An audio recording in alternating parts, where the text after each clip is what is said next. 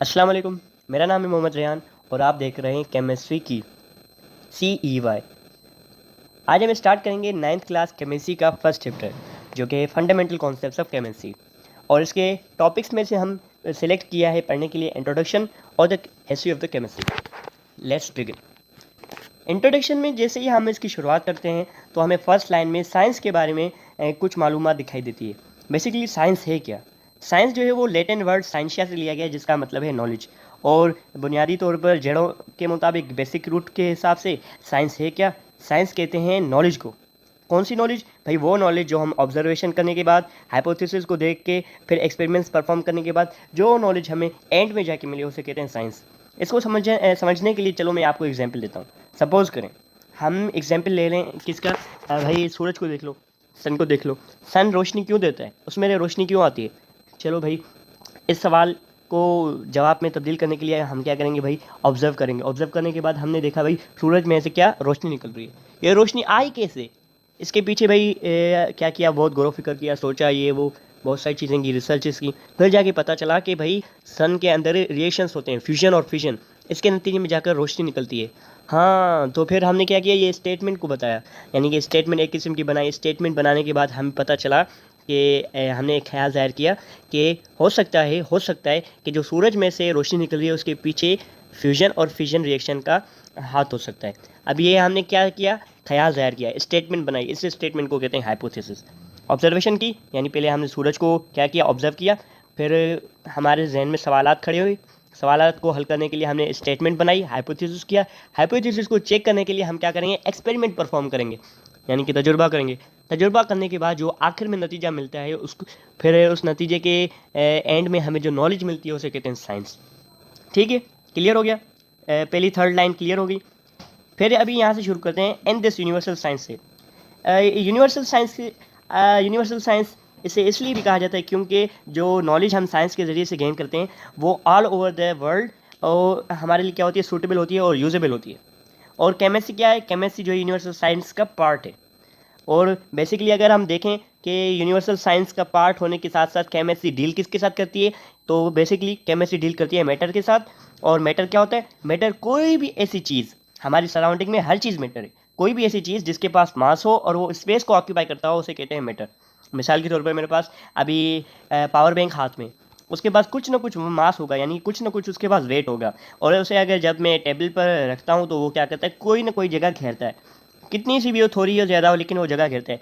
अभी ऐसी चीज़ जिसके पास मास भी हो, यानी एक किस्म का वजन भी हो और वो जगह भी घेरे, उसे कहते हैं मैटर। ठीक है, यहाँ तक क्लियर हो गया? अभी आगे बढ़ते हैं। हम दूसरा एग्जाम्पल देख सकते हैं। चलो कॉमन एग्जाम्पल ले लेते हैं टेबल साल्ट का। जैसे कि फोर्थ लाइन, ये हाँ फोर्थ लाइन की मिडिल पोर्शन से देखें तो यहाँ पर लिखा हुआ है even from the table salt. Table salt कहते हैं उसे नमक को। टेबल साल्ट जो कि हम कुकिंग के लिए इस्तेमाल करते हैं, हमारा जो ह्यूमन ब्रेन है वो इलेक्ट्रोकेमिकल इंटरेक्शन के बाद हमें क्या बताता है? डिफरेंसेस शो करता है बहुत सारी मटेरियल्स के दरमियान में। डिफरेंस कौन सा हो सकता है? कंपोजिशन का हो सकता है, स्ट्रक्चर का हो सकता है, प्रॉपर्टीज़ का हो सकता है। और ये तमाम चीज़ें किसके साथ रिलेट कर रही हैं? मैटर के साथ। और जब हम मैटर की बात करें और मैटर की डिस्कशन करें केमिस्ट्री के अंदर स्पेशली, और उसके बाद हम उसकी चेंजेस के बारे में बात ना करें, ऐसा हो ही नहीं सकता। जैसे कि मैटर क्या करता है? वो कंटिन्यूसली चेंज होता रहता है वक्त के साथ साथ। इसके एग्जाम्पल्स हमारी सराउंडिंग में बहुत सारे पाए जाते हैं, लेकिन हम क्या करते हैं? उस पर बदकिस्मती से कभी गौर करते हैं, कभी गौर नहीं करते। जैसे कि एग्जाम्पल हम देख सकते हैं, कौन सा वाला? हम एग्जाम्पल ऑब्जर्व कर सकते हैं। स्लाइड को क्या हो गया? हम एग्जाम्पल जो है वो देख सकते हैं, रस्टिंग ऑफ आयरन, यानी कि लोहे का संगना। एवोपरेशन ऑफ स्पिरिट का एवोपरेट हो जाना।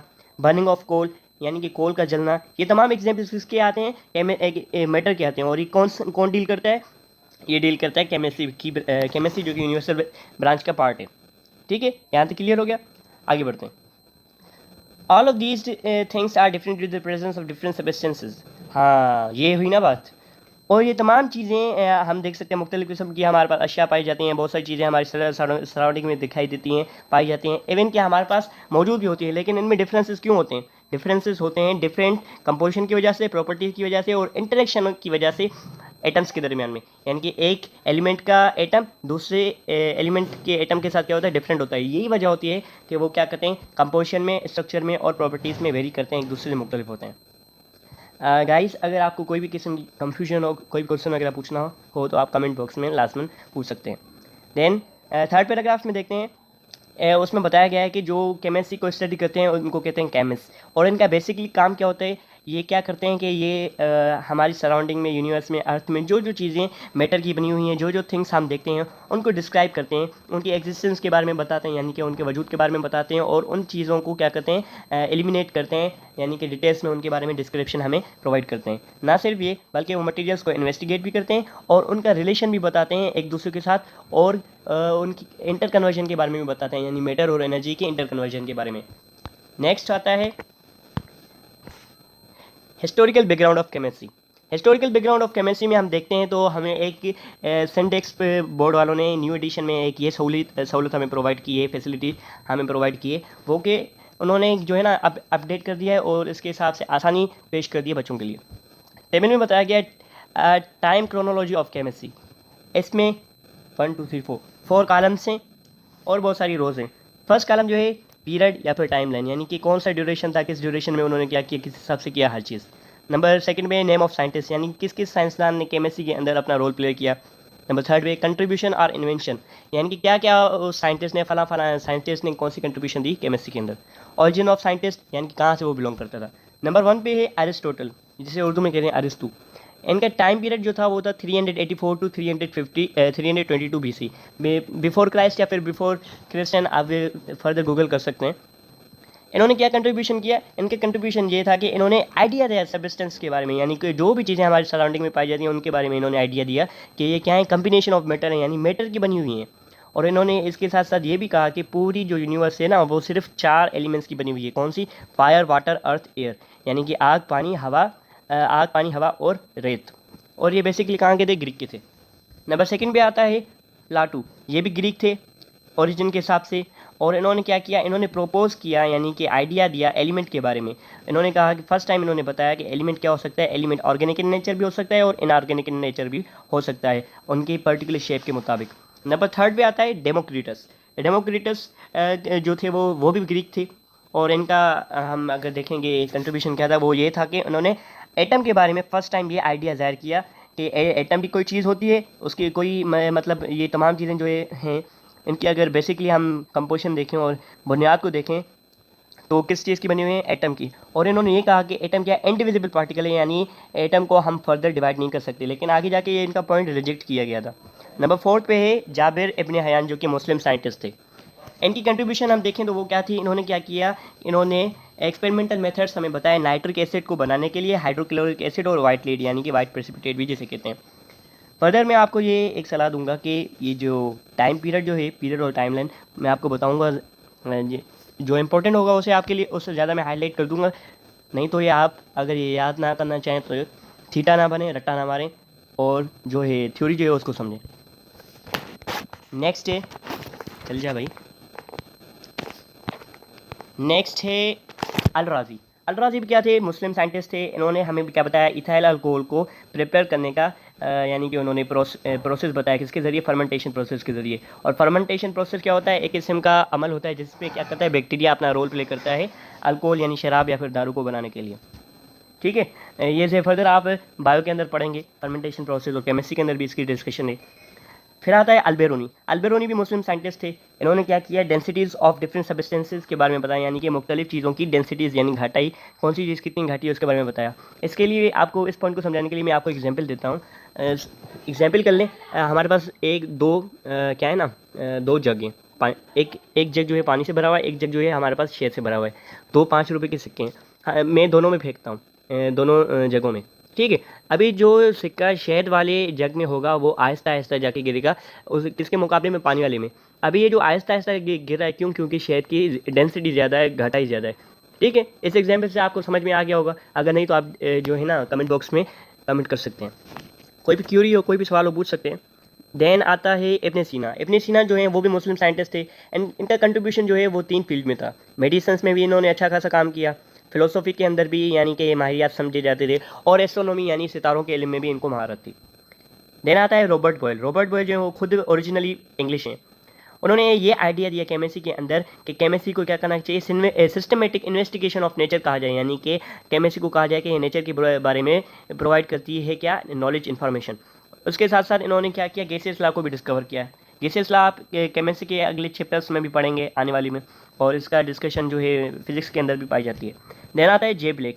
जे ब्लैक खुद स्कॉटिश थे और इन्होंने स्टडी ऑफ कार्बन डाइऑक्साइड की, यानी कार्बन डाइऑक्साइड के बारे में हमें बताया, जो कि हम ब्रीथ इन ब्रीथ आउट करते हैं। ब्रीथ इन ऑक्सीजन होती है, ब्रीथ आउट कार्बन डाइऑक्साइड। ये आपके लिए इजी एग्जाम्पल होगा समझने के लिए। देन आता है जे प्रीस्टली। जे प्रीस्टली थे इंग्लिश साइंटिस्ट। इन्होंने क्या किया, इन्होंने डिस्कवर किया ऑक्सीजन, सल्फर डाइऑक्साइड और हाइड्रोजन क्लोराइड को। देन आते हैं शेले या फिर शीले। ये कुछ जर्मन थे और इन्होंने क्लोरीन को डिस्कवर किया। क्लोरीन जो है वो हमारे इंडस्ट्री के अंदर बहुत सारा मेन रोल प्ले करता है। इवन कि हम जो स्विमिंग पूल्स हैं ना, स्विमिंग पूल्स के अंदर भी हम वाटर को प्यूरीफाई करने के लिए क्लोरीन का इस्तेमाल करते हैं, और बहुत सारी डिटर्जेंट्स वगैरह में भी इस्तेमाल किया जाता है। देन आता है कैवेंडिश। हाँ, इंपॉर्टेंट है ये। कैवेंडिश जो है वो ब्रिटिश थे और उन्होंने हाइड्रोजन को डिस्कवर किया। हाइड्रोजन गैस जो है हमारी सराउंडिंग में, हमारी अर्थ में और यूनिवर्स में बहुत सारा अच्छा खासा रोल प्ले करता है, कंपाउंड के हिसाब से भी और एज ए गैस के तौर पर भी। देन आता है लेवोजियर। लेवोजियर जो थे वो फ्रेंच साइंटिस्ट थे और उन्होंने डिस्कवर किया, ये बताया और ये समझाया कि जो एयर के अंदर ऑक्सीजन का अमाउंट है वो 1/5 है, यानी 1/5वां हिस्सा। देना था जॉन डाल्टन। जॉन डाल्टन खुद कौन थे, इंग्लिश साइंटिस्ट थे। इन्होंने प्रपोज किया, एक थ्योरी हमें बताई, एक पेश की, जिसका नाम था एटॉमिक थ्योरी ऑफ मैटर, यानी मैटर जो है ना, मैटर के हिसाब से उन्होंने एटॉमिक थ्योरी को इंट्रोड्यूस करवाया। देन आता है गे लुसाक। ये खुद फ्रेंच थे और इन्होंने डिस्कवर किया कि वाटर क्या है, वाटर 2 पार्ट्स ऑफ हाइड्रोजन पर कंसिस्ट करता है और 1 पार्ट ऑफ ऑक्सीजन। किस हिसाब से, वॉल्यूम के हिसाब से। ना सिर्फ ये बल्कि इन्होंने इससे बहुत सारे केमिकल रिएक्शंस, केमिकल और फिजिकल प्रॉपर्टीज़ बताएं कि इसकी एयर की भी और दूसरी गैसेस की भी। ये आपके लिए सिंपल एग्जांपल होगा। देन आता है एवोगेड्रो। एवोगेड्रो खुद जो था बेसिकली इटालियन था। इन्होंने क्या किया, एवोगेड्रो लॉ इंट्रोड्यूस करवाया, जो कि आप आगे जाके फर्दर चैप्टर्स में पढ़ेंगे और इसका डिस्कशन आगे भी है, फर्स्ट ईयर में भी है, मैट्रिक में भी है, ठीक है। और वॉल्यूम ऑफ केसेस के ऊपर भी इसने बात की, अंडर कांस्टेंट टेम्परेचर और प्रेशर के ऊपर। देन आता है जैक्विस चार्ल्स। जैक्विस चार्ल्स जो थे ये फ्रेंच थे। इन्होंने वही गैसेस लॉ को क्या किया, डिस्क्राइब किया, जो कि किसने दिए थे, जो कि दिए थे एवोगेड्रो ने। देन आता है पेटेट। पेटेट खुद फ्रेंच थे। उन्होंने क्या किया, डिटरमाइन किया मोलर स्पेसिफिक को, मोलर स्पेसिफिक केमिकल एलिमेंट्स के, ठीक है। क्या हो गया। देन आता है जे बर्जेलियस। जे बर्जेलियस स्वीडिश थे। इन्होंने फर्स्ट टाइम, हाँ ये इंपॉर्टेंट है, फर्स्ट टाइम इन्होंने क्या किया, सिंबल्स, फार्मूला और केमिकल इक्वेशन के बारे में हमें आगाह किया, यानी कि हमें फर्स्ट टाइम पता चला कि सिंबल्स भी कोई चीज़ होती है, फार्मूला वगैरह भी, केमिकल इक्वेशन, नहीं तो केमिस्ट्री के हिस्ट्री में इसके बारे में पहले इल्म नहीं था। देन आता है मेंडलीव। ये वेरी इंपॉर्टेंट है, बहुत इंपॉर्टेंट है। इसका जो है डेट भी आपको क्या करना है, याद करना है, यानी कि रट लेना है थीटा की तरह।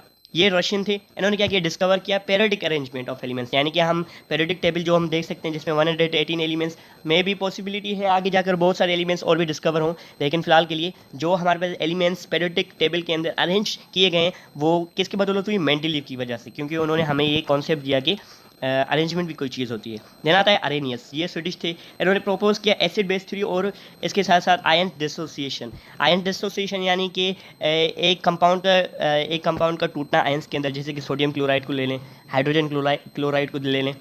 ये क्या है, इनको अगर हाइड्रोजन क्लोराइड को हम ब्रेक डाउन करेंगे तो H+ और Cl- होगा। ये क्या है, आयंस डिसोसिएशन, यानी कि आयंस को तोड़ना। एसिड बेस थ्योरी के बारे में भी आप फर्दर पढ़ेंगे आगे जाके। देन आता है एम फेराडे। एम फेराडे का पूरा नाम था माइकल फेराडे। ये भी इंपॉर्टेंट है, ये खुद ब्रिटिश थे। इन्होंने कंट्रीब्यूट किया इलेक्ट्रोमैग्नेटिज्म और इलेक्ट्रोकेमिस्ट्री के अंदर।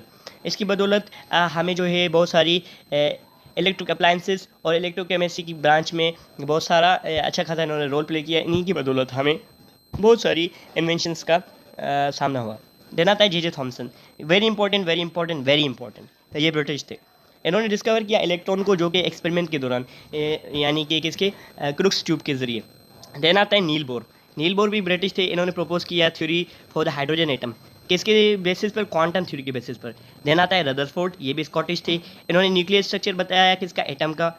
और इसके अलावा अल्फ़ा बीटा रेस को इन्होंने डिस्कवर किया या फिर प्रपोज किया या फिर दुनिया के सामने इंट्रोड्यूस कराया, किसके ज़रिए, law of radio activity decay. ये आगे जाके आप पढ़ेंगे। देन आता है स्क्रूडिंजर। स्क्रूडिंजर बेसिकली ऑस्ट्रेलियन थे, इन्होंने क्वांटम मैकेनिकल मॉडल बताया किसका, एटम का। देन आता है डी ब्रोगले। डी ब्रोगले फ्रेंच थे, इन्होंने हाइपोथेसिस दिया किसके बारे में, wave particle quality nature of electron, यानी कि इलेक्ट्रॉन की ड्यूअल नेचर होती है, एक नेचर नहीं, एक वेव होती है और दूसरी पार्टिकल। देन आता है इंडियन साइंटिस्ट जिसका नाम था स्टेंड्रा नेथ बोस, इन्होंने फोर्थ स्टेट ऑफ मैटर के बारे में बताया जो कि प्लाज्मा। अल्बर्ट आइंस्टाइन के बारे में इधर रॉन्ग इन्फॉर्मेशन दी गई थी, तभी मैंने इसको कट आउट कर दिया है। ये खुद जर्मन थे और अल्बर्ट आइंस्टाइन की कंट्रीब्यूशन में हम एक ये बहुत सारी कंट्रीब्यूशन है लेकिन एक दे सकते हैं, E equal to M C square, जो कि उन्होंने इक्वेशन ये दी थी, E equal to M C square. Then आता है अमेरिकन साइंटिस्ट एरिक कॉर्नेल, ये अभी तक जिंदा है, 1961 में इनकी कह सकते हैं डेट ऑफ बर्न है। इन्होंने क्या किया, first time ever Bose Einstein condensate इन्होंने क्या किया, बनाया, खुद से बनाया।